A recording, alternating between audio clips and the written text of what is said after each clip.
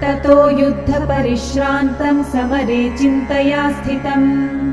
रावणं जाग्रतो दृष्ट्वा युद्धाय समुपस्थितम् दैवतैश्च समागम्य द्रष्टुमभ्यागतो रणम् उपगम्याब्रवीद् रामम् अगस्त्यो भगवान् ऋषिः राम राम महाबाहो शृणु गुह्यं सनातनम् येन सर्वनरीन् वत्स समरे विजयिष्यसि आदित्यहृदयं पुण्यं सर्वशत्रुविनाशनम् जयावहं जपे नित्यम् अक्षय्यं परमं शिवम्